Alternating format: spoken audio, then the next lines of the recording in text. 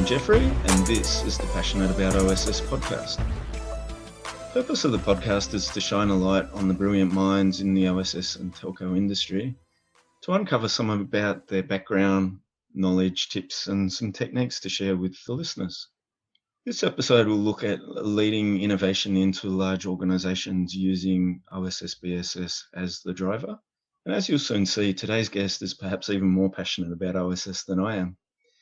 His experiences in the OSS industry predate mine, having worked on technical roles with iconic companies such as Convergys, Cramer, Amdocs, Telcordia and Ericsson. As an early adopter, he then founded a startup in 2015 to provide technical vision and strategy for OSS in a virtualized world. He's now a Principal Analyst with the Appledore Research Group with a focus on telco software. Welcome to today's guest, Francis Haysom. Ryan. Thank you for coming on board. So you've certainly worked with some of the heavyweights in our industry at key times during their histories, but let's go back a little bit further. You started in the industry as a developer?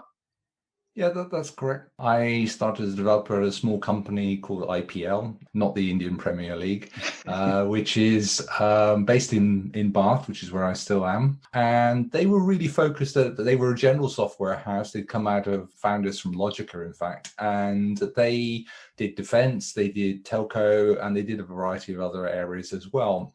And I guess I first cut my teeth actually on an alarm management system for Vodafone that IPL actually, it was in the days where you actually built custom code for companies rather than buying products. So in those early days, it was literally Vodafone needed this thing to happen.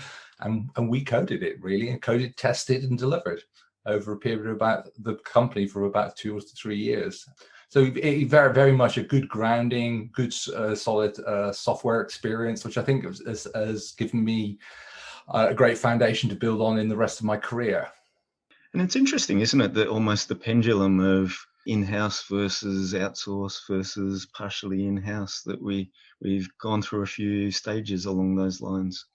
Yeah, I think there is definitely an oscillation in it, and I think some of it is driven by the need for actually true innovation in our industry. Some of it is actually driven by protectionism, particularly as companies have moved from what I would term is the exciting days of really basically we make money from telco to being a much more utility provider of connectivity. So I think there's a degree of both things. There's a degree of innovation driving that oscillation, and there's a degree of protection driving that oscillation.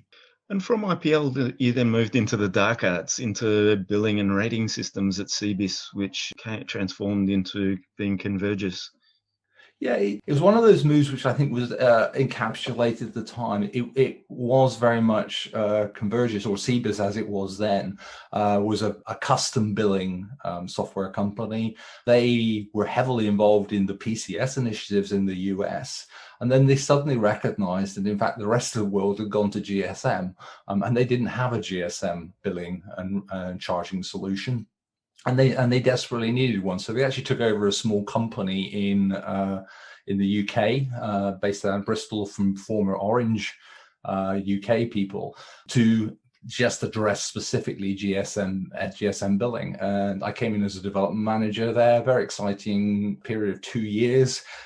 Doing the charging system for one-to-one as they did their release, and it was I guess it was a bit like the Wild West, really. You know, the marketeers in one-to-one would come up with we need this in 5 days for a Christmas campaign, and we would busily code it. So it was nominally a product that we sold, but the reality was it was kind of a hybrid beast. Lots of customization, lots of configuration, and movement of the product for specific aims. So, simple things like one phone, one account, and 2 phones. Suddenly, you've got a 2-month, 3-month project on your hands, and just go. So around about that time, my vague recollection of the mid to late 90s, there were quite a few of those billing and rating companies sprung up. Was it the fact that it was the GSM work that you were doing that made you different and therefore stood out from the others that were popping up? I think it's the classic case. There's a new need.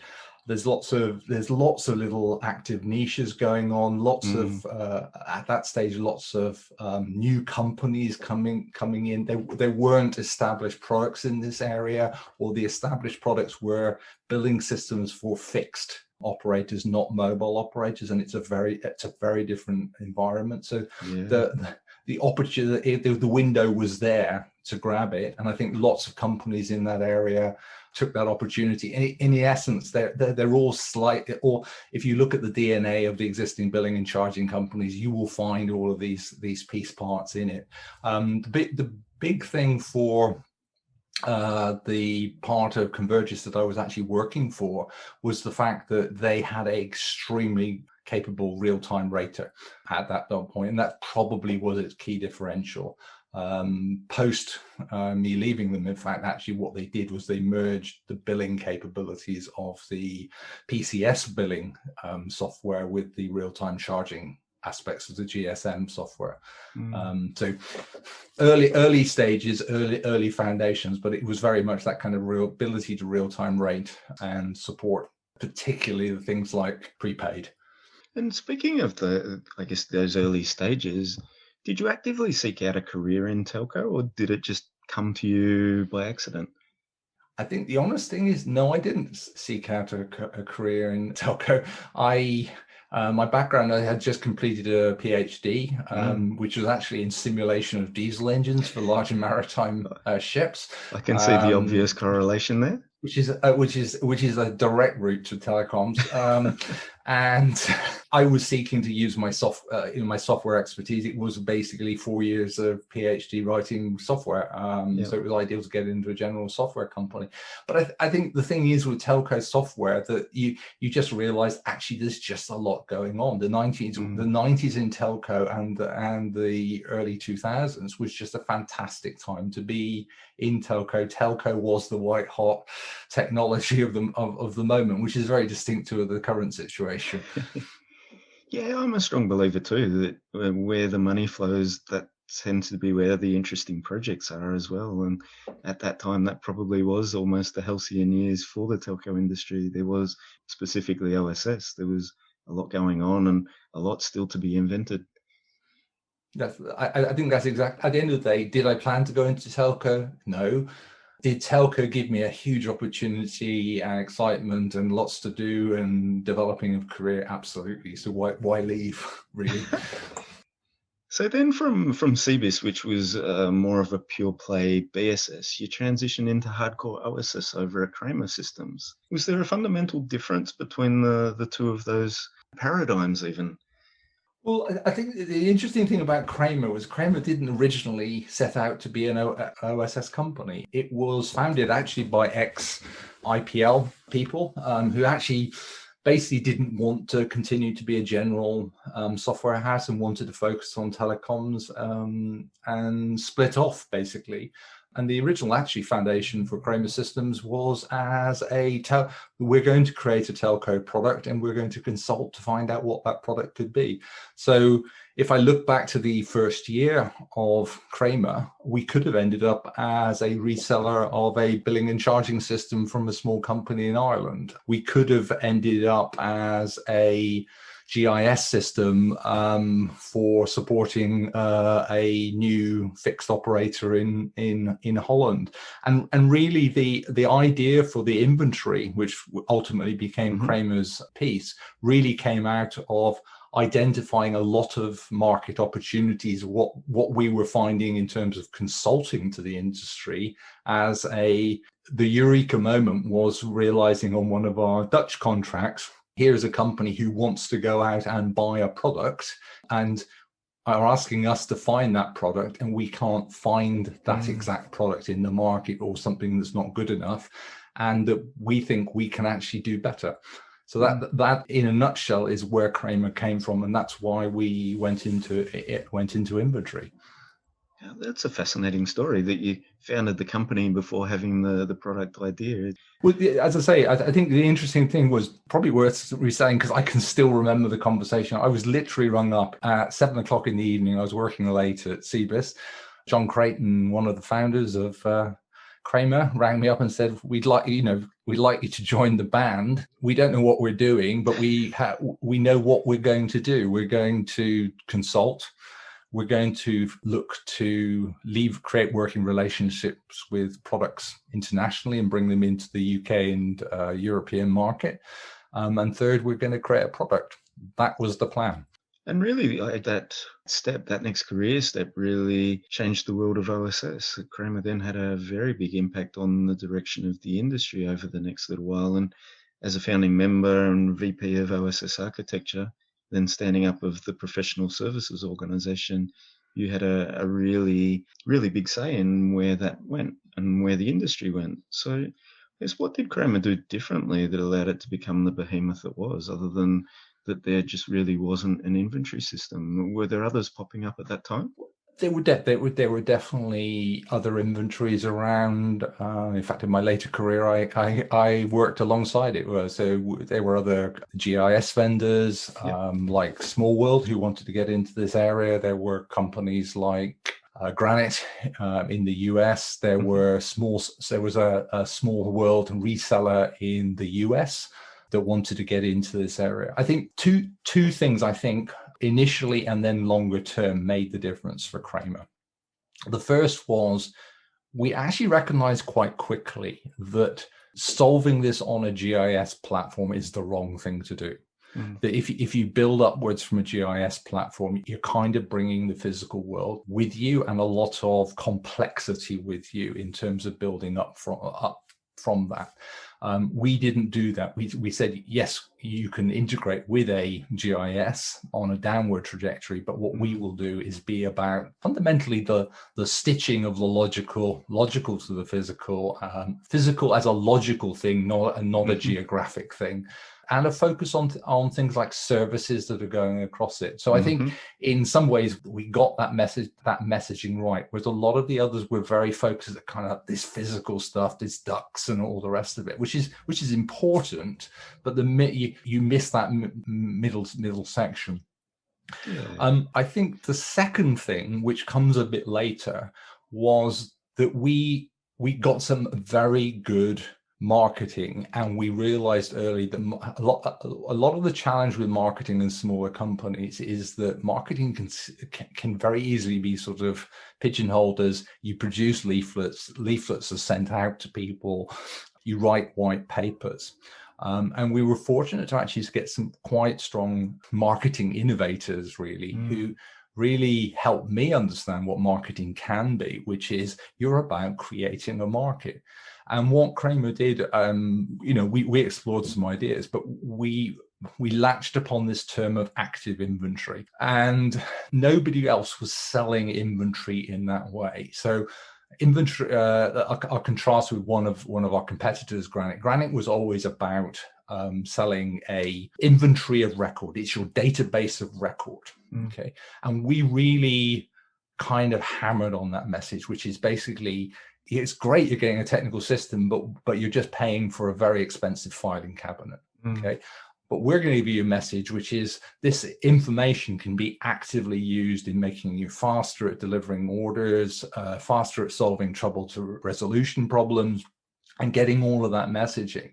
Now, later on, I actually worked with Granite. Technically, the products were actually very similar, but the message to the market was hugely different. And I think this is general to the whole of our industry, is whether it's databases comparing an Oracle with an Ingress, is actually just getting that market message right. There isn't necessarily a huge technical difference between products. In fact, products will generally kind of leapfrog each other anyway in terms of technical features. But if you can get that market message, which is that I'm fundamentally different, I'm going to make you a better telco, I'm going to make you change processes, I'm going to make you more efficient, that's a big change. So I would say actually that's the biggest thing Cramer did right.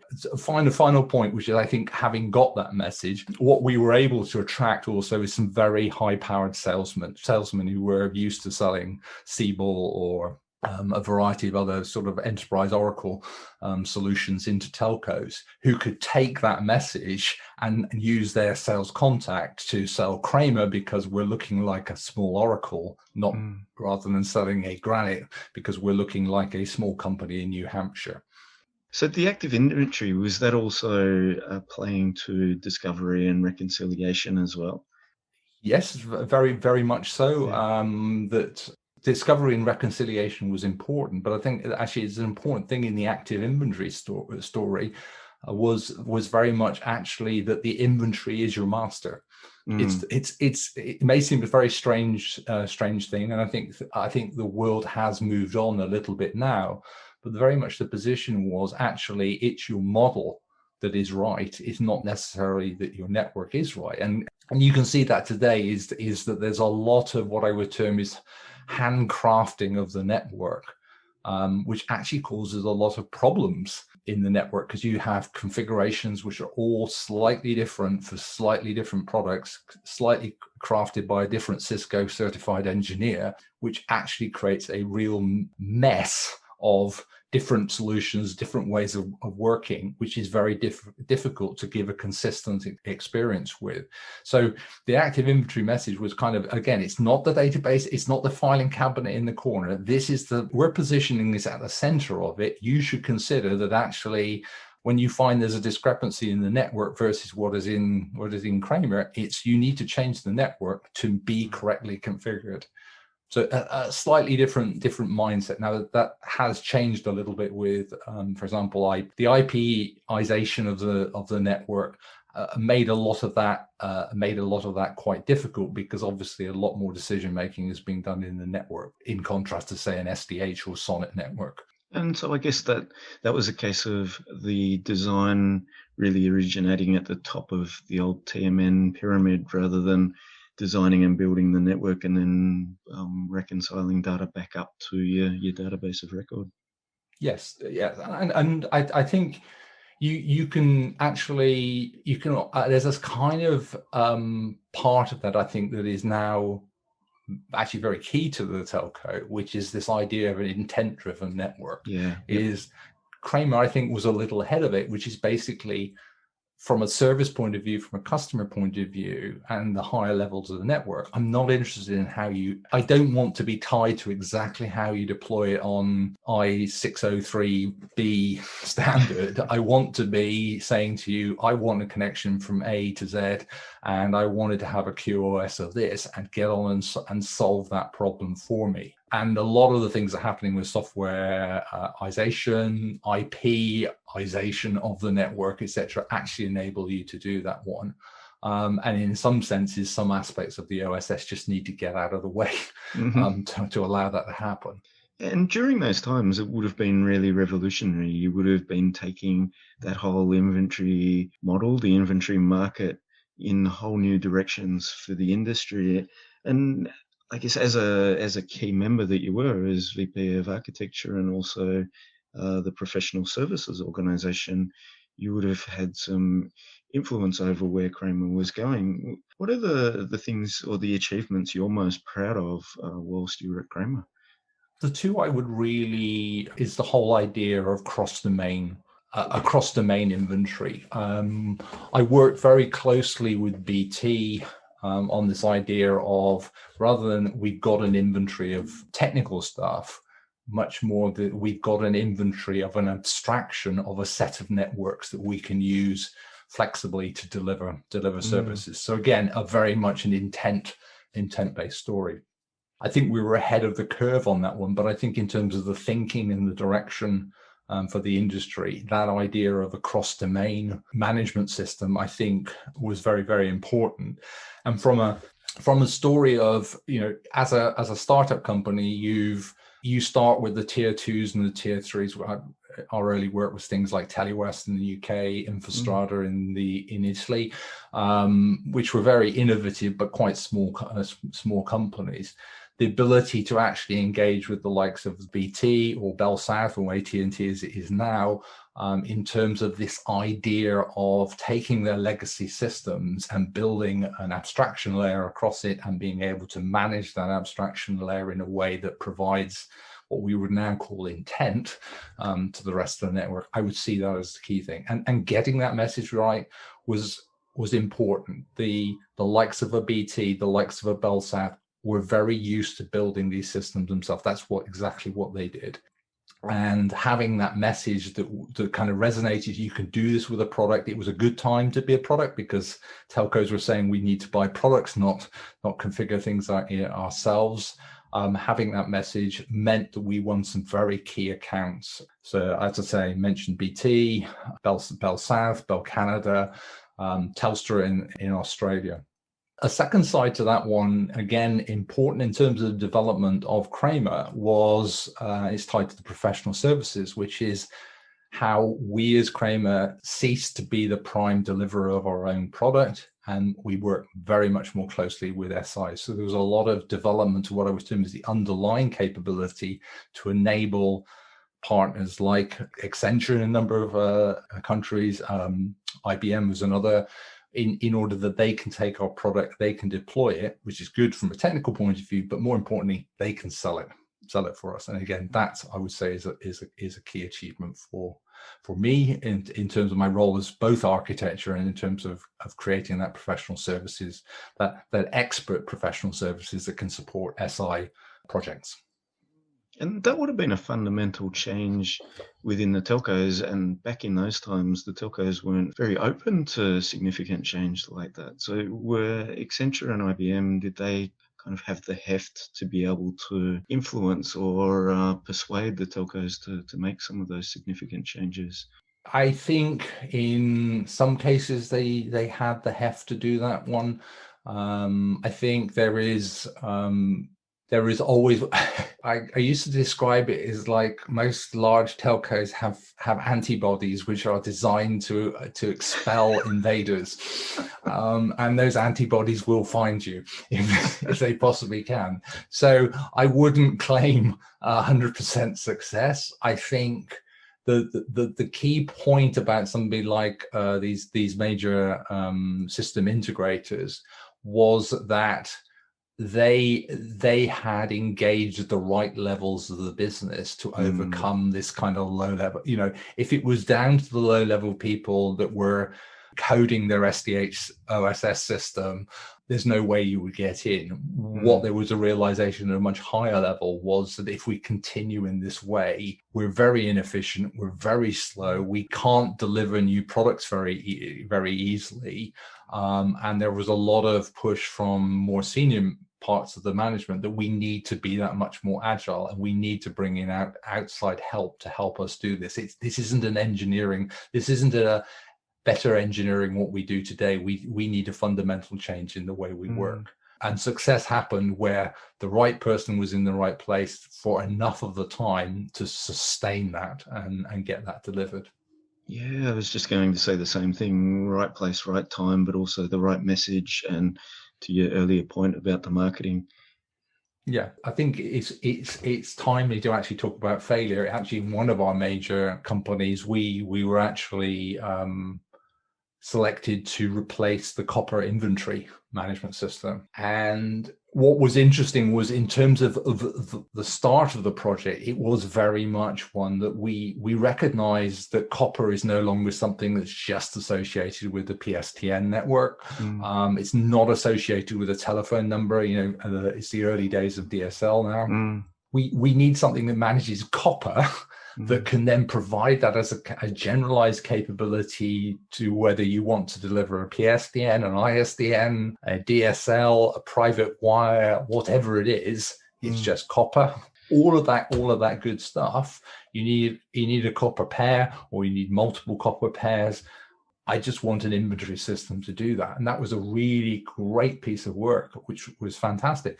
The problem was that what then happened was it got bound up in the existing PSTN practices and processes. So that what had started as we want to do something different very rapidly turned into a project where Cramer was being asked to deliver exactly what the existing legacy system did, down to the level of still managing telex lines to Zimbabwe. And the project fundamentally failed. And the reason it failed was there is no business case on this earth which will actually completely replicate an existing working system. There's no reason to do it. So why would you? It's why huge amounts of COBOL are still alive in the system. It's because they work. Why would you replace them? You need that commitment, and I think you need that vision. I want to do something different, not I want to replicate things as they are. And that is actually the biggest problem throughout our industry is transformation. Is that success in transformation is when you do little tiny steps, but you have a vision in where you're going to. Transformation fails when it's kind of like everything needs to change at one time, and by the way, it needs to do exactly what it did before. Yeah, as the old saying goes, success comes from doing things differently. So after 9 years there at Cramer, an even bigger fish came along and swallowed up Cramer. So you then had the task, the unenviable task for that matter, of road mapping Cramer into the Amdocs stack. Tell us a little about that experience. Well, it was interesting, actually. The Amdocs acquisition for me was actually not quite the shock I think it was for some others, in that I had actually been working with Amdocs, particularly on the BT account, for a period of about 3 years. So in some ways we had bumped up against Amdocs quite heavily, both to cooperate because they were a layer of the stack above the old Clarify application, which Amdocs acquired, was above our cross-domain solution in the BT stack. So we bumped up against each other, and they, to some extent, were doing a kind of cross-domain service aspect. So we were constantly battling for who's really doing the cross-domain stuff. So I had quite a lot of time working with their architects. I understood their product stack. And in some ways, you could argue BT was one of the catalysts for Amdocs acquiring Cramer, in that better own the troublesome neighbor underneath you than not attack your proposition in some major telcos. So it's only part of the story, the acquisition. But as I say, I'd been working with them for 2 or 3 years beforehand. And so in essence, I could actually see you were very clear where the boundaries of what was good in Cramer and what was kind of a stretch for Cramer, and you were quite clear about what was good in Amdocs and what was really a stretch for Amdocs. And actually the fit between the two companies was actually very easy in that respect. I think the bigger challenge for Amdocs was their first step into OSS. They obviously have a much more significant piece of OSS now. I think the challenge was the culture. There is a very different culture, both in OSS companies versus BSS companies, but probably more importantly, there's a big culture, or was a big culture change then. I think it's slightly changing now, but there was a big culture change in that the BSS sales and marketing initiative is used to talking to the CFO. They used to talk, the billing system is the most important thing for a CFO in telco. So in essence, they've got a shortcut to money and influence in the company that you as an OSSify vendor don't. You are going in through a CTO, you're going in through a CIO perspective, and you're going in to operate. You're about the underlying operational management of the network. And you're also, from an OSS point of view, you're sandwiched against the network equipment providers. So I've always argued that OSS is a bit like the Cinderella of telco, is that you've got two very big, ugly sisters ugly or maybe beautiful sisters next door to you of BSS and network equipment. Yeah. And it's kind of along the lines of a telco goes, first of all, I know I need to build a network, so I need to buy some equipment. They then go to, say, a BSS provider and say, well, I know I need to bill a customer, I need to manage customers, so I'll buy some of that. And then they do OSS are kind of like, oh, we got to stitch this thing together and make it work. And that means that there's a very different, I think, feel and vibe to the way you sell stuff, the type of sales cycles that are available to you. My sense was there was a large education for Amdocs in that area, which is that of this very different layer within a telco, and how to sell to them. But I think that transition worked well. So as chief architect, you found that ability to roadmap and dovetail the two products together was relatively easy, partly because you'd been working together. But yeah, as I say, they fitted well. There was a good story, and in fact, actually, many of the assets that were in the Clarify solution and many of the assets very readily fitted on top of. There was an existing model for customers and services in Cramer, but we really hadn't. It wasn't very well exercised. You were able to put that kind of thinking on top from Clarify, or Amdocs is what they called it then, but what had been Clarify, and those two were able to be brought together quite readily. As chief architect, I guess you would have led some fairly important innovations during that phase as well. So you would have led some really significant accounts. So you touched on BT and also some fairly significant product acquisitions during that time. Yes, I think the one that comes to mind was actually Jacobs Reimel in terms of really just making it fit in the organization, actually taking a company which had probably actually pretty much an 80% overlap with what Cramer did. I think the thing we did successfully, certainly in terms of the early stages, was how do you bring this company on board? How do you remove duplication very quickly, but at the same time ensure that you retain the 20% that is different, and make 1 + 1 = 3, not 1 + 1 = 1.5. And I think we succeeded very well in that area. Jacobs Reimel came much more from an IP perspective, statistical networks rather than time division multiplexing networks, and they also came from a slightly different client base in that they were very heavily centered on cable companies. I guess that was the period too where we were transitioning from the highly structured SDH, PDH type world to a more IP-centric network. So did they kind of help take the inventory model to those new places? I can't say, because that was around the time I actually left left the company. But I think there was we're in an interesting position where the opportunity of the network technology is often lagged, is well ahead of the ability of the operational organization to use it. And IP, I think, is a good example of that one. I think we're only now, in some senses, truly getting to the stage where IP is being used fully in a telco. The reality of IP when midway through around 2005, 2010 was that it was very much nailed down to make it look like a circuit.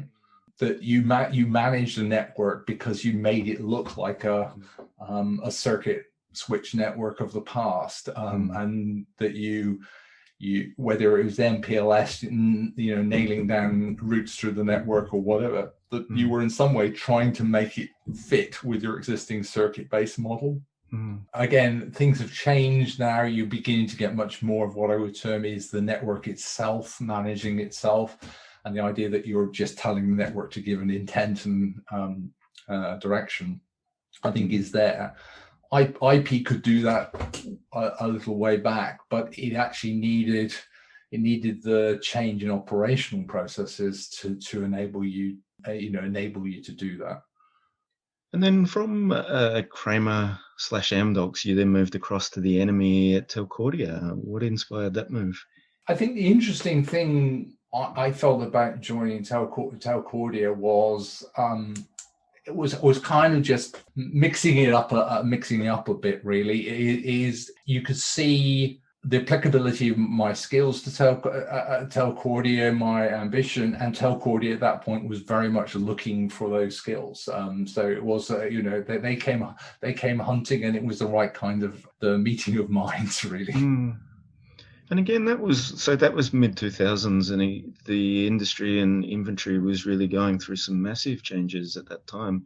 And you got the chance to lead product strategy there. So had you developed any techniques during that time to basically take innovation and product development and make it more systematic?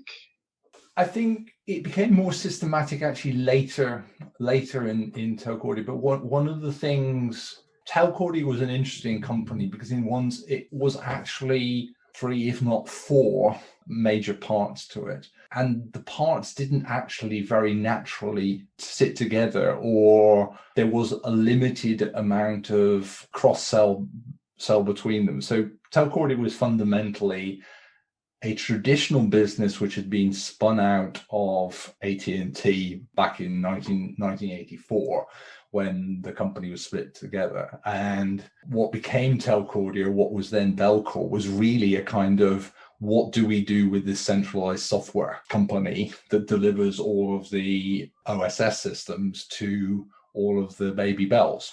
And that business was extremely profitable.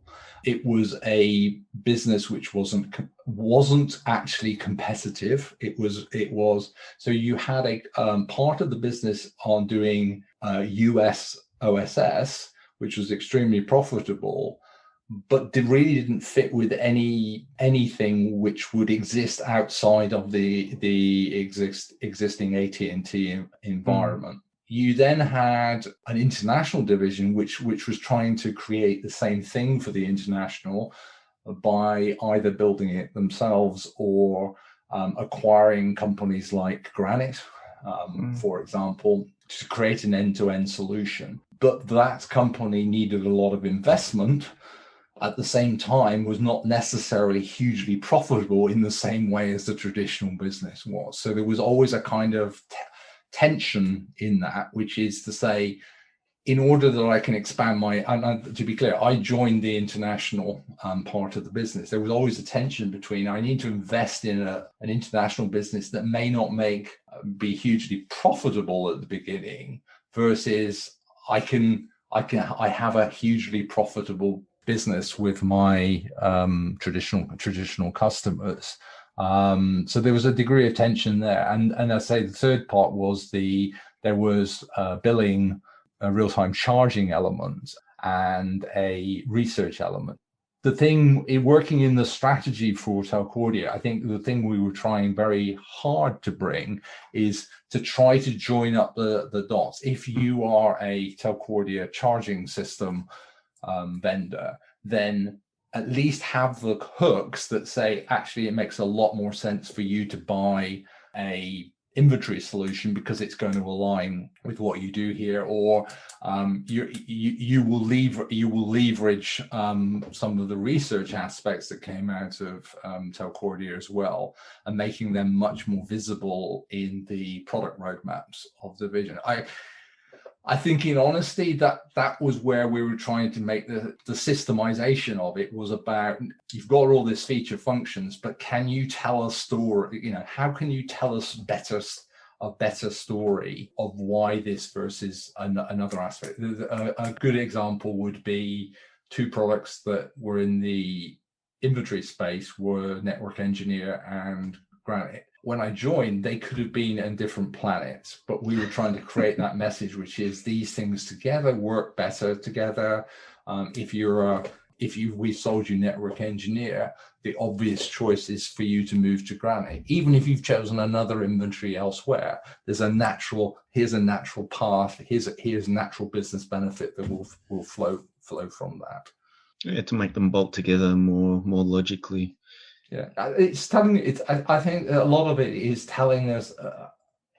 I think the more you can tell a story, the more you can tell this is where you could be, the stronger your proposition becomes. The more you just rely on, I've got, this is whoopie-doo technology. It's kind of like, well, everybody's got whoopie-doo technology. And then came another massive buyout. So the second of your career, I guess, with Telcordia being bought out by Ericsson in 2012. You became head of innovation. Did your role change much under Ericsson? Yes, I think initially the head of innovation was slightly later in the process, but initially a lot of it was just simply creating how do we create the strategy for what was to become effectively a software group within Ericsson. The biggest challenge was Ericsson had a big BSS. So everything's of the network equipment part of it, but it had a huge billing and charging system, which was with Telcordia bound together to create this BSS OSS, hopefully world-beating proposition. Again, I think some of the challenges in that are the same ones as Amdocs faced in acquiring Cramer. Is that OSS is a very different business from BSS. It has very different revenue streams as well. So a lot of it was a kind of a people and expectation of what it takes to sell OSS versus BSS.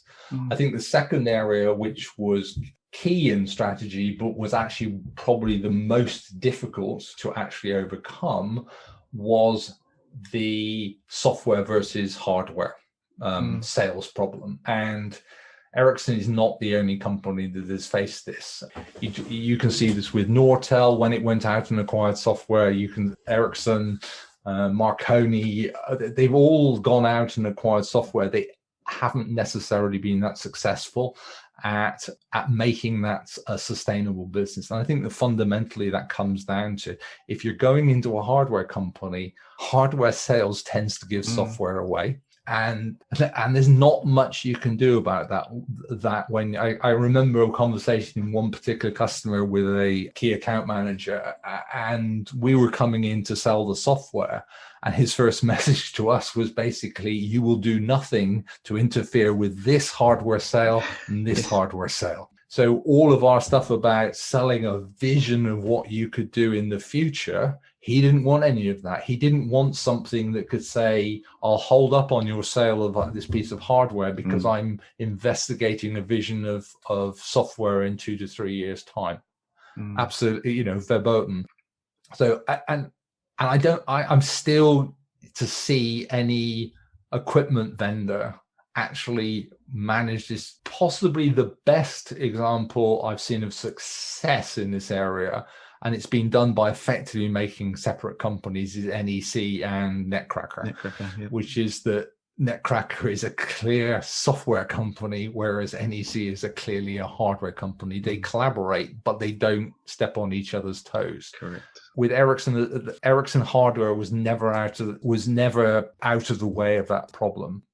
I think the other challenge for Ericsson in this area, and it speaks to the kind of what happened subsequently, is that it looked like a kind of acquisition of bits. It didn't then articulate that and give a very strong sense of why Ericsson for software.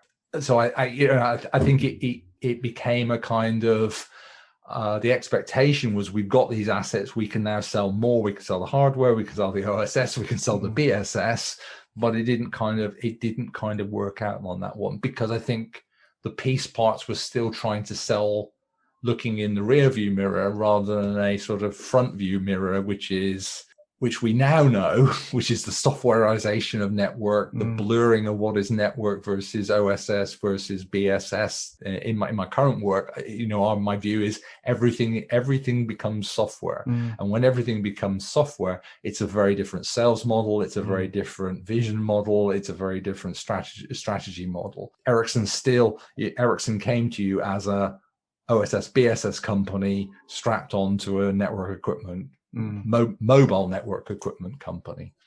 Yeah, it's such a valid point. I see that as there are three distinct models almost, that there is the hardware, there's the software as products, and then there's services, and each one of them have distinctly different mindsets as an organization, and it's really hard to bring any two of those together. So you're exactly right, that Netcracker and NEC are basically at arm's length, but come and back each other up when they need to, but are largely run separately. So I also remember distinctly, I even wrote a blog back in 2012 during the acquisition. So Ericsson paid £1.15 billion for Telcordia. And I could see that there were great people, there were great clients, revenues and IP there. But as an outsider, it just seemed like they were putting billions of dollars to buy millions of dev hours on older technology at a time when there was a real technology inflection point in our industry. Was I missing something as to the value of that acquisition? It just seemed to not gel with me at the time.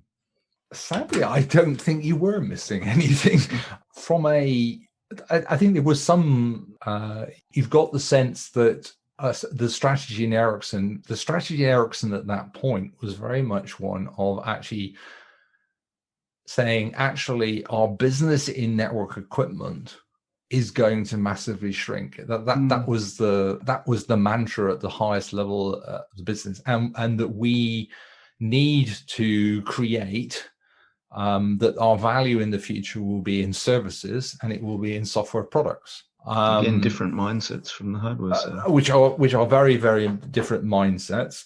And you could say Ericsson therefore said, right, we will do a very sensible thing, which is to say, okay, we can predict 10 years of really strong network equipment sales in this area, but we're going to start investing that money. Given we think the future is software, and given the future we think the future is services, we're going to start investing in creating those divisions. We've got the beginnings of a software division in terms of our billing and charging. We need to augment that so that we are a telco, we cover all the bases in terms of the telco. So I think in terms of the strategy, it's a very logical fit to look at Telcordia, because Telcordia ticks the box. It's got lots of OSS. It's got, in your billing and charging, I'm actually combining and I'm taking out a competitor. Taking out is the wrong word. I'm acquiring. I'm making myself a bigger billing and charging. A billing and charging company, and I'm also giving myself a shift into the US. I think so. In terms of what I think they were buying, I think that makes a lot of sense. But the reality underneath it is, to your point, is that the majority of the revenue for Telcordia come from the big open-ended contracts to deliver very basically still PDH and Sonnet management systems in the form of Turks, equipment validation processes in the form of Osmine, things like common language, which is in a lot of the rest of the world could be termed as I'm paying money for names.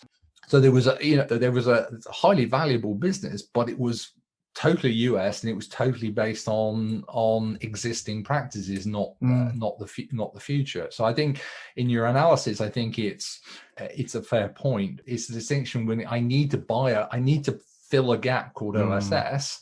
Telcordia fits that gap, and possibly not going to the next level of detail. Well, how much of that is the future and how much is the past?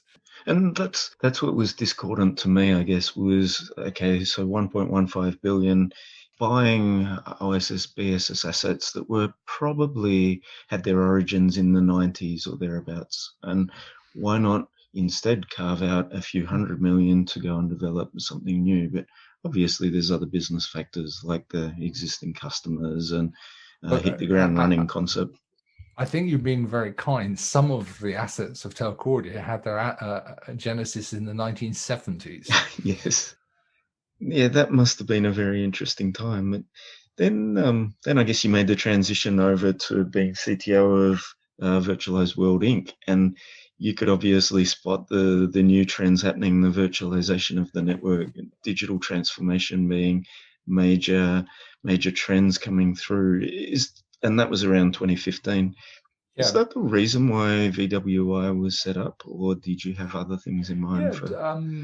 It's actually a few colleagues actually from Telcordia and then Ericsson. What we sensed was that there was an opportunity, the opportunity in softwareization, the softwareization of networks was very important, and that the OSS capability around that actually needed to fundamentally change to properly leverage that the flexibility, the ability to be much more dynamic, service on demand. Existing OSS didn't didn't really hack that. It's still very much based on things being static.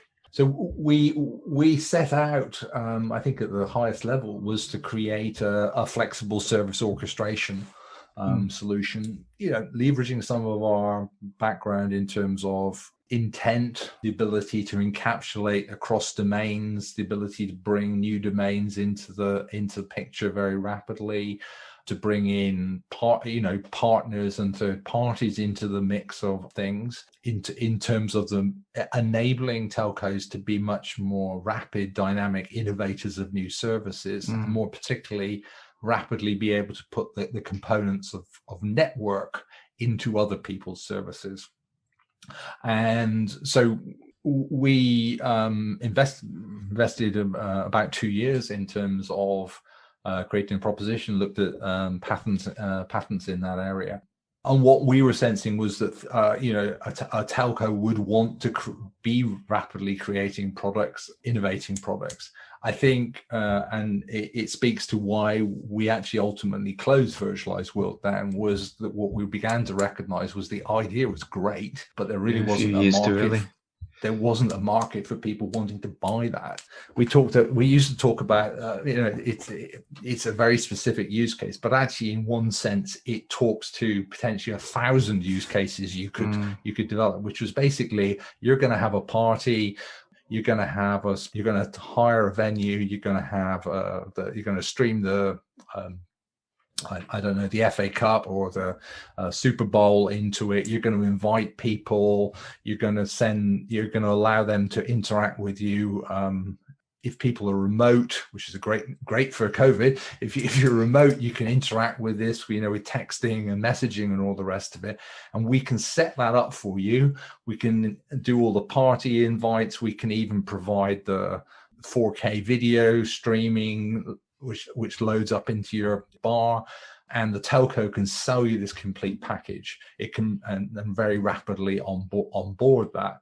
Sure, you might sell 2,000 of those in a year. The point is not that you buy 2,000 of that. Is one, you're high value. You're building in a lot of capability of your network that only you can provide. And by the way, there may be 2,000 variants of this that you can differently provide.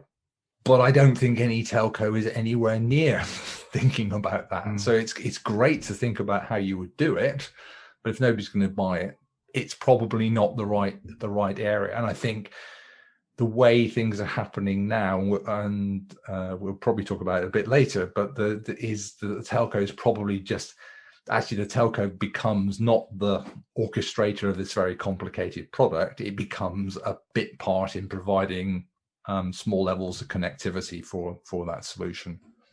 So you then moved into your current role as Principal Analyst at Appledore.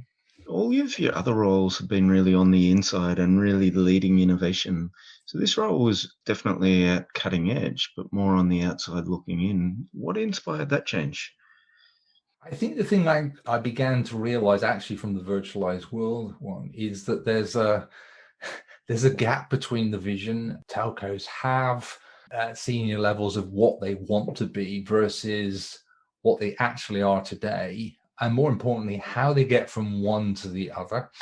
And as an analyst, I think you have a strong role in helping companies understand how you get from now to that vision. Also, Appledore, we're a small niche boutique analyst with, I would say, a unique perspective in the majority of actually come not from an analyst community, but actually come from the likes of working in places like Cramer, either in small companies or in large companies. So I think we see the world from the perspective of what it's like to be a vendor selling into it, rather than just as maybe coming in as a route of journalism. So there's an underpinning of technology and understanding what's real and what's not, and what are the real underlying problems. So we're as I say, we're a small company, but I think we have quite a strong role in making that leap.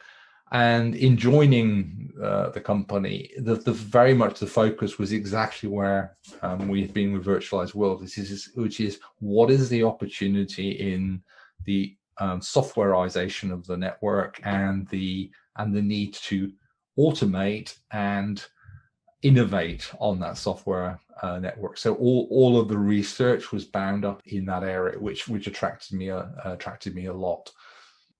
I guess, having been through a number of roles where you looked at innovations, and I would imagine you prioritized some over others and gave precedence of funding from some to others. Do you think that that track record actually gives you a better ability to identify the nascent technologies that come across your desk now and which ones are most likely to be successful?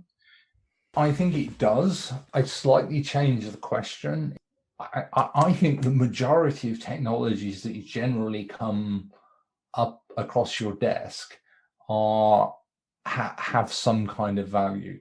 What they generally lack is a business case that is relevant now, or an ability to articulate a business case that is there in the future. If we take actually two of the biggest areas at the moment in our area, which is edge and 5G, you can see elements of that in what's happening there. So I see a lot of our role is to disentangle the hype and to get the clear messaging as to why this matters, or if you want it to matter, what is it you need to do that is differently. So let's take, for example, edge as an example. It's seen as a huge opportunity for telcos.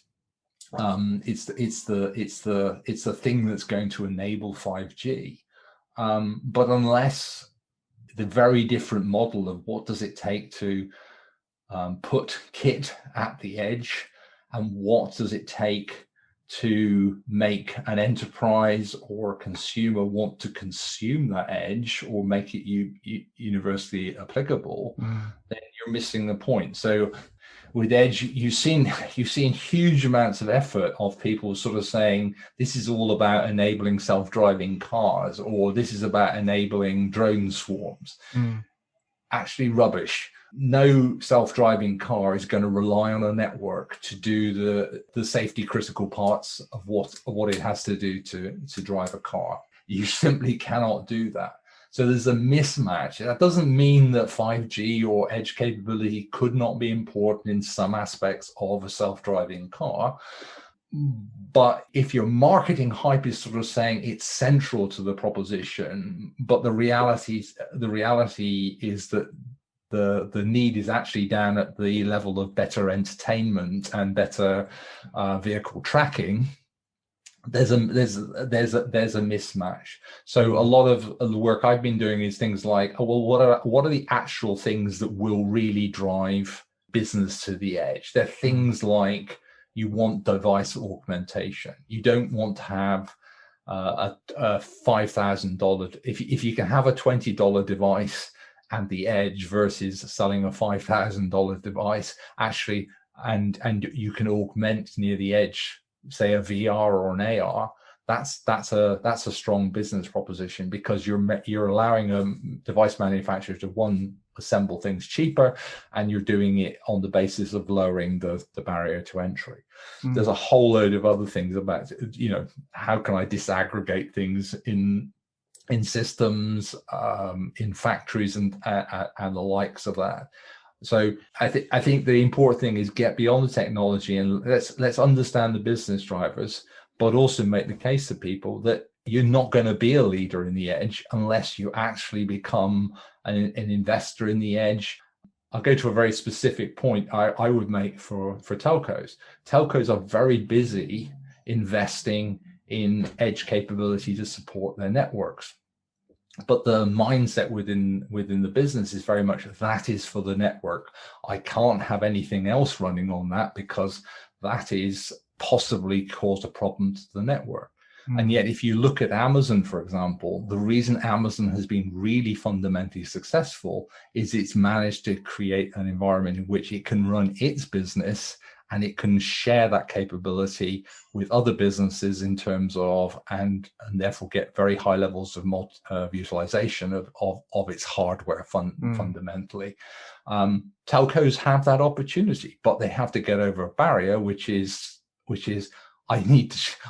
if I'm going to put some capability at a central office, or I'm going to put some capability at a base station, I've got to be prepared to share it. I've got to be able to secure it. I've got to give the value to others, because my ability to drive out a network is actually my ability to capture this market. If I do it as invest as a separate stream, I never get that value. And in fact, everybody else can do that as well. Yeah, it's a really interesting perspective too. I wonder whether some of that comes from the roots of the telco industry, which was designed for resilience first, and then the services stay on top and operational over that, compared to the likes of the hyperscalers, which it's co-sharing of that infrastructure, and then also make the infrastructure really resilient as well. I think, again, it's a change from a software perspective. The telcos, you can't live in telco without coming across 5 nines very, very quickly. But in most cases, that 5 nines is fundamentally about a vertical protection of the network. I've got resilient hardware, I've got resilient power, serving resilient sites, serving resilient prescriptive software, and so on and so forth, rather than the software view of the cloud view of the network, which is very much a horizontal one, which is I fully expect everything to fail, fundamentally, but I have the ability to spin up something else to stop that. So basically, you've got the distinction between a very resilient vertical stack, which is actually very brittle, versus I'm assuming that everything will go wrong, but I have the ability to very rapidly scale, heal anything on an underlying non-resilient underlying capability that I build on the basis I know it will fail in some aspects. And transitioning that mindset in telco is I think the fundamental challenge for telcos to actually get it. That they need not just that they're adopting software in the network, but they need to be adopting the software methodology, the continuous integration, continuous deployment methodology. Actually, in it has a view that you may deploy something that fails, but you need to be capable of rolling it back out very rapidly, because you don't build on the basis that something will always succeed. You build on the basis that sometimes something will fail and I can roll back very easily. So there's a set of mindset changes. I think that it's not abandoning 5 nines. It's reimagining how you deliver 5 nines. That I think is the challenge at this point. If you can do that, then your ability to share infrastructure becomes so much easier, because you've built your systems on the basis that they themselves react to failure well, rather than you've built a system which is fundamentally reliant on every component below it working correctly. Yeah, and I really see the analogy into OSS as well. We tend to monitor the health of the network on a nodal basis. So routers, switches, and so forth, we're looking at the health of those in isolation, probably more so than we tend to look at the health of the services flowing across them. So we do net flow monitoring and so forth, but we probably spend more time analyzing the uptime of devices. So another analogy, or another thing that came out to me from what you were describing about your role at Appledore, I see some similarities with what you described as one of the key success points for Cramer, and that was making the marketing clearer. So this complex, challenging, and really rapidly changing technology stack, that it was really successful marketing that and clearer marketing that made Cramer successful in those days, and untangling the mess of these new technologies, or untangling the challenges and making it clearer for roadmaps for the telcos going forward. I think that's a role we're actually seeing a lot more of for us, is kind of we have companies coming to us with what I would term is some really great technology, but with effectively a marketing message which is kind of like, it sounds like just about everybody else. A lot of is, how can we help you articulate that you are solving a business? How can we help you that you're solving a business problem? How can we make it that you're differentiated, not because you've got this widget in your software, but because that better widget enables you to do something that nobody else can do? Teasing that apart, getting that message is something I think we do well. Actually, it neatly segues into the other hot topic of the moment, which is Open RAN. I've just released some research in this area, and one of the points I think that's key about it, which is everybody's getting very excited about Open RAN because it's got lots of new companies around that will do stuff. And some significant funding of late. And some significant funding, and there's the whole China sourcing tied up in it. But if you look at the actual underlying market for RAN, it hasn't actually changed for decades. Is like the telcos are investing in, and the telcos are fundamentally the majority of them are very conservative spenders. So Open RAN is great, but don't expect the majority of CSPs to buy into Open RAN because it's Open RAN. You need to be solving actually some pretty other major problems, like most companies want somebody to own the QoS on what they're delivering. So when you buy from a Nokia or you buy from Ericsson, you're not just buying their kit, you're buying their prime role, they've integrated it, you're buying the kind of QoS one neck to squeeze if it goes wrong, penalty clause on it. So a lot of the success of Open RAN will be less to do with, have I got a great frontal interface between baseband and the best radios on the planet. Because if that had been the real reason that success was due, then all of the stuff on small cells, these small cell companies would be immensely successful, as opposed to having largely disappeared. So Open RAN success is about an ecosystem forming very quickly, which isn't just about the technology, but it's all of it's the onion around it, which is delivering prime, it's delivering integration, it's delivering verification.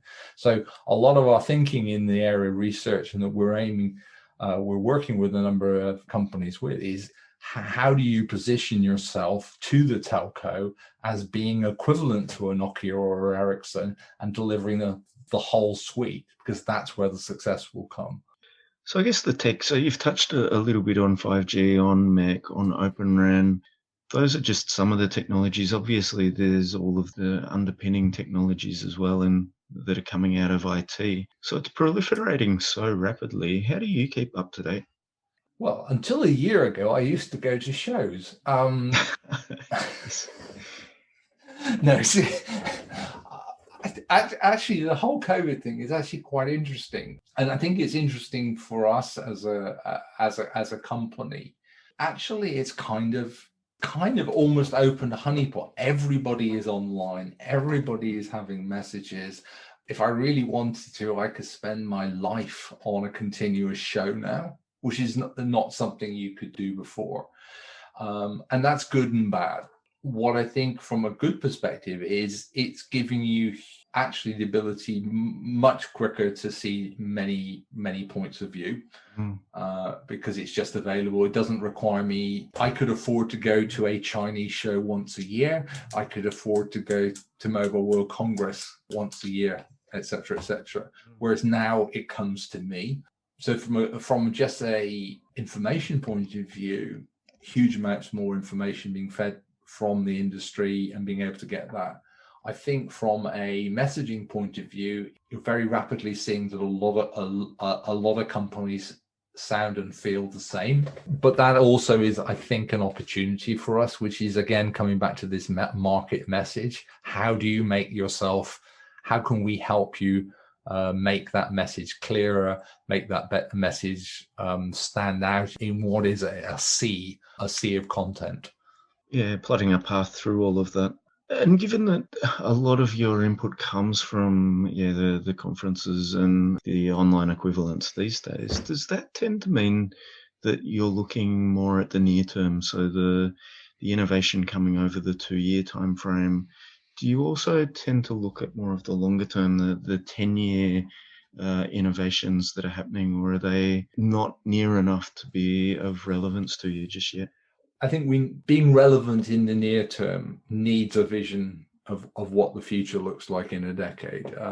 We recently created a paper on our vision for 2030. What do we see as the big, this was technology focused, what do we see as the big technologies that will shape telco? Things like, say, digital twins, the obvious AI and machine learning aspects of it, and why. I think the other area we look at, in one essence, it's a little bit more controversial, is what does the telco need or should look like in the future. I think there's a challenge for telco in the next 10 years, and some of our research looks at this, which is that telcos kind of need to decide what they want to be. They've got a history of being at the cutting edge of technology, the sort of the massive mobile expansion. But the reality today is that in many senses they are a waterworks for connectivity, with all of the exciting stuff, the social media, etc., all happening over their networks. If I go back 20 years ago, SMS was the thing. There was nothing you couldn't monetize on SMS for a telco. Now SMS is kind of like a fallback. It's the fallback technology when Apple iMessage fails or whatever your messaging app of choice is.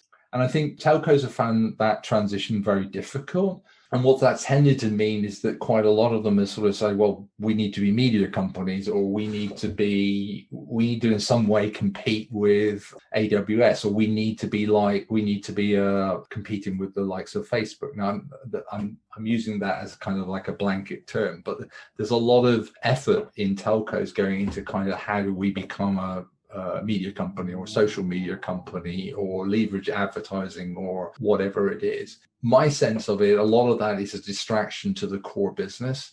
And it's certainly Appledore's belief that there's a need for the telcos to actually kind of focus on what they're good at. We loosely use that as a kind of like the utility or the lean telco, which is you're trying to be the best deliverer of dynamic capacity on demand, as easy, I'm making it as easy to consume bandwidth as possible by as many applications as possible.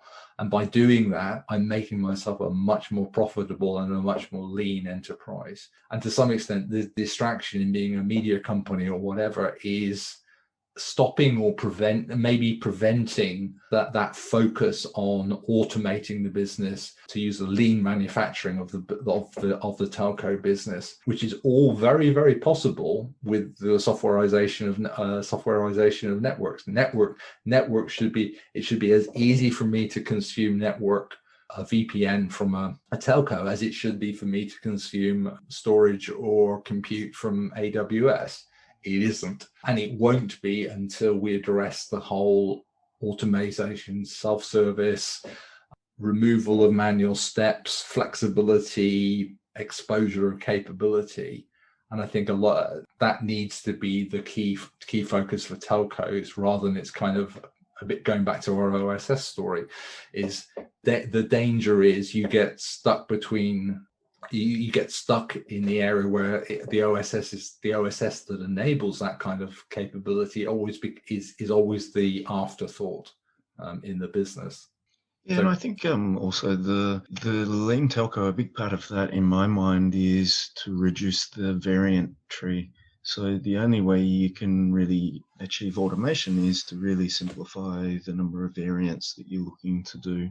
And it seems like all of the activities looking into being media companies and so forth make things there's a lot more variance in the systems, and therefore all of those variants need to be handled by your OSS and BSS. And it's something we probably struggle with the variant tree that we've already got. and effectively it's just making it bigger rather than pruning big branches off to make it easier to automate and streamline, optimize all the things that you talked about. Yeah, actually, sort of as a sort of wrap up, actually going back to my Cramer days, one of the most interesting sales meetings I ever did was with the ex-Reuters software or network business which is basically supplying real-time finance connectivity to the city of London and elsewhere. They were just about to be acquired by BT. And one of the interesting things, when we typically went to most telcos, we were told about all of the variants of technology that were being used, how they could use, if it was a new Cisco iOS routine, how they were using the latest feature. Reuters was almost a complete contrast to that, which is they said, look, I think they said they have 3 boxes that they used. They only had 2 iOS versions for their network, which were validated. And he simply said was that we can only guarantee, we charge a good premium for this capability, but the only way we can truly guarantee that is to limit the options. Mm.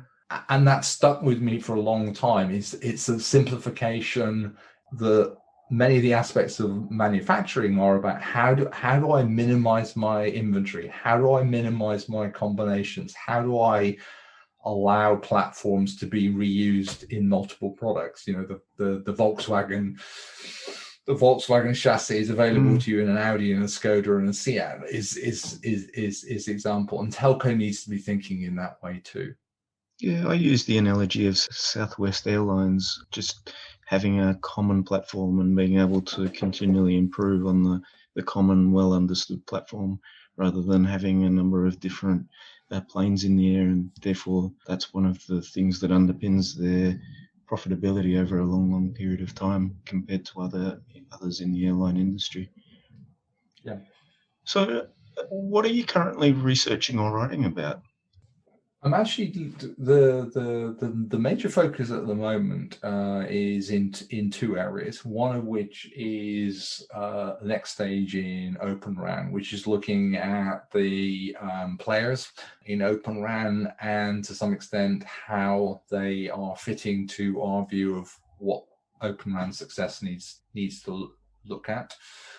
I've also been doing some work more in the longer term future is in the whole area of digital twins and the opportunity for, rather than an immediate closed loop automation, sort of longer loop automation, which equally applies to Open RAN as well, which is the idea of using stimulation, the power of compute and AI to do just basically simulations and emulations that just simply weren't possible before, almost to the level of, in some aspects, where the digital twin is actually becoming part of the network and the management of the network.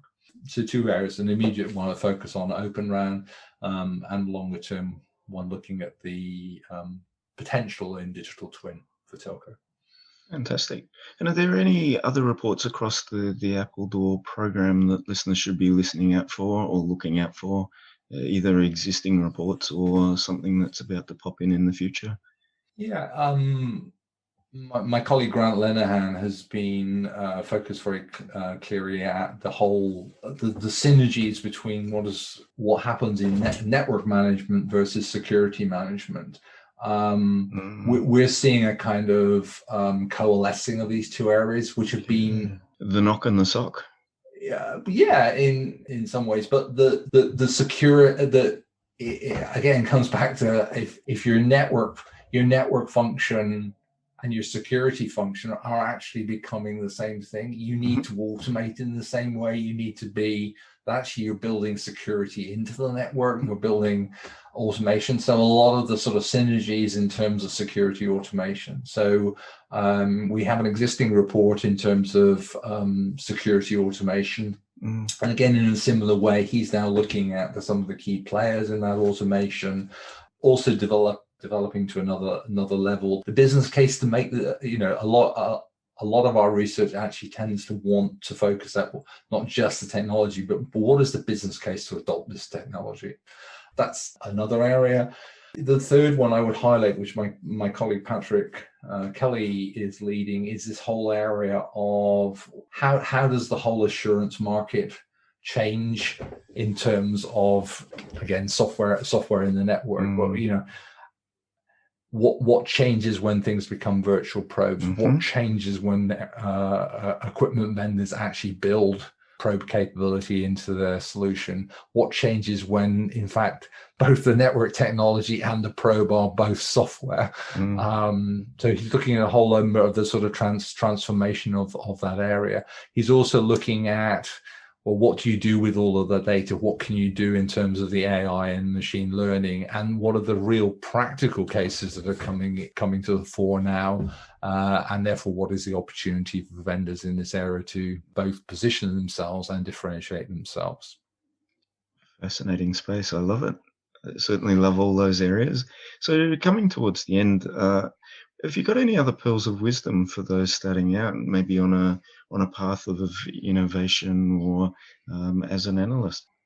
The pearl of wisdom, and I'm going to use it. I'm actually going to use the Rakuten CTO. I think he clearly saw this when he started with originally Geo and in terms of Rakuten, which is just go and look at what the web scalers are doing. You cannot but gain from understanding what they do, what software can really do, and at what a software business really looks like.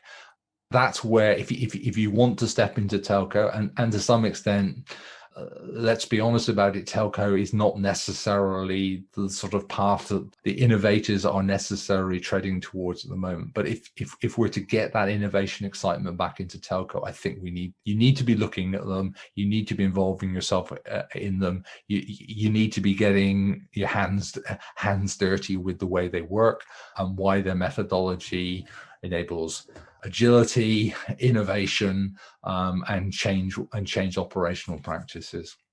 Yeah, brilliant advice. So where can people find you? If people found this interesting and would like to talk to you in more detail, where can they find you, Francis? Yeah, you can email me at francis.haysom with an M on the end at appledorerg.com. You can look at our website, which is www.appledoreresearch.com. And I'm on Twitter at Francis Haysom. And on LinkedIn, there's only one Francis Haysom. Fantastic. So really appreciate your being on the podcast, having someone so accomplished in the area of OSS, BSS and innovation across them. Yeah, thank you there, Francis. Thank you, Ryan. And thank you also for the audience for listening in. Thanks for listening to the Passionate About OSS podcast. You can find more episodes, more than 2,500 blogs, and our contact details over at passionateaboutoss.com.